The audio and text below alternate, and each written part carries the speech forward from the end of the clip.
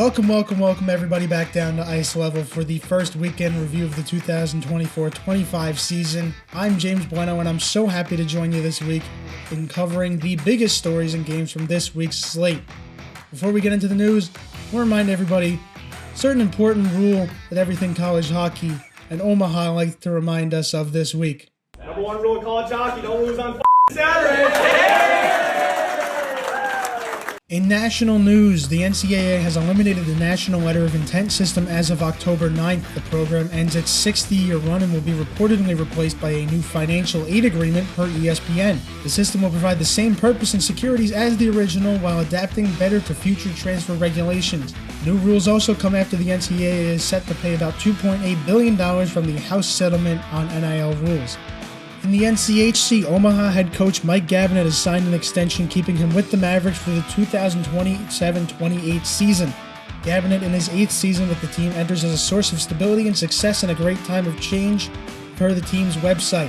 Gabinet has led the team to 2 NCAA tournament appearances in his time as the team's only alumnus coach, graduating in 2004. It's time to round up the USCHO polls from this week. Denver, Boston College, Boston University, Michigan State, and North Dakota make up your top 5, with Minnesota, Quinnipiac, Cornell, Maine, and Michigan rounding out the top 10. Denver receives 47 first-place votes, while Boston College receives 2, and Cornell the remaining 1. Colorado College, Omaha, St. Cloud State, Providence, and UMass kick off the bottom 10 of the poll as Wisconsin, Western Michigan, Notre Dame, Northeastern, and Minnesota State round out the top 20. Now we jump to the Midwest and East Lansing with the Munn Ice Arena, home of the Michigan State Spartans, for this week's Game of the Week. Game 2 of the number 2 Boston College at number 4 Michigan State series was won for the short season so far when Sparty took it home 4-3. There was a fight between the Eagles and Spartans with Gabe Perreault and Ryan Leonard putting the boys up 2-1 in the first, but Red Savage, Charlie Strammel, and Daniel Russell would win it for Sparty 4-3. Not to be outdone, too, USA's 2 star goalies, Trey Augustine and Jacob Fowler, put up 25 and 32 saves respectively against some of the nation's deepest forward groups. This week's upset Uproar, not too far off in the Big Ten. It's a team I never even got a chance to preview. Lindenwood. They went into the madhouse against number 9 Wisconsin and won 4-2. Scoring 4 goals on 19 shots against Tommy Scarfoni is some feat. The best part for these Lions-turned-Lion Tamers, they never trailed the entire game. 2 goals allowed on 32 shots was also a real highlight for Lions goalie Owen Bartoszewicz. The Lions ended up splitting the series at Wisconsin, but look to make some noise when they head to Colorado Springs to take on Air Force on Friday and Saturday. The Ice Level Podcast is sponsored by Best Damn Tape. Best Damn Tape's mission is to supply the most affordable and elite-level sports tape to athletes worldwide. You can go to bestdamntape.com and use code DanKShow40, that's DanKShow40, to get 40% off your order. Go to bestdamntape.com and order your clear tape, your black and white tape, scented stick wax, and more. Cross-conference highlight hub, let's break it down. Atlantic Hockey America. Literally, I think the only conference game this week. RIT traveled out to Erie to take on the Mercyhurst Lakers. And in the biggest and pretty much only conference upset of the week, the Lakers and Rick Gotkin took down the Tigers 4-2. Gotkin, if you read my Meet the Atlantic story last week, mentioned that, quote, no one's failed the test when talking about his players. And his Lakers team is showing the world what they can do, taking down the defending AHA champs. Out of the Big Ten, after splitting a series with Minnesota State in their first round, the number 10 Michigan Wolverines took to the desert and went 1-0-1 against the Arizona State Sun Devils, winning the first game 4-1 and drawing, let the record show I don't like how that's a thing in 2024 college hockey, but I digress. Drawing the second game 3-3. Garrett Shifsky went out there and made a name for himself in the Blue Blood program, getting a hat trick in the first game. Way to go out there and make a name for yourself with the Scouts, kid. In the CCHA, Augustana continues to build up their program in South Dakota as they kicked off the season with a more than solid 4-0 win against LIU.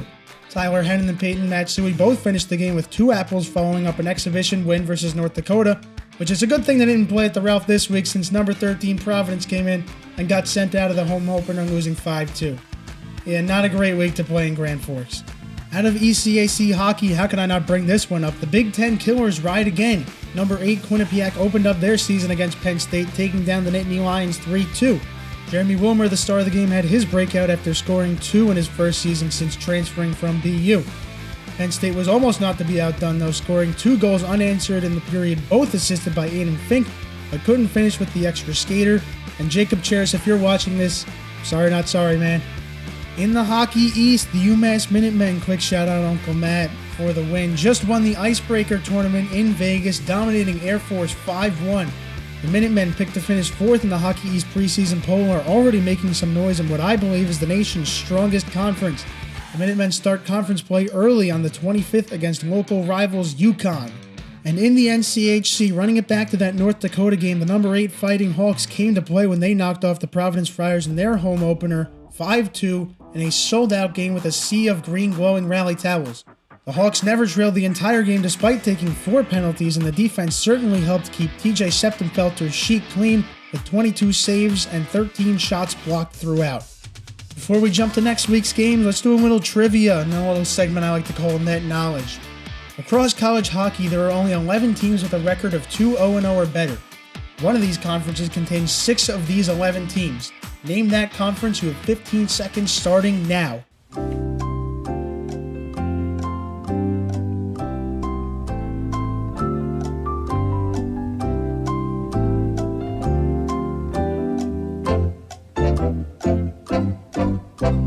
Surprise, surprise, it's the NCHC. Colorado College, Western Michigan, Denver, and Omaha are all 2-0-0. Miami is 2-0-2, and St. Cloud State is a perfect 3-0-0 this season.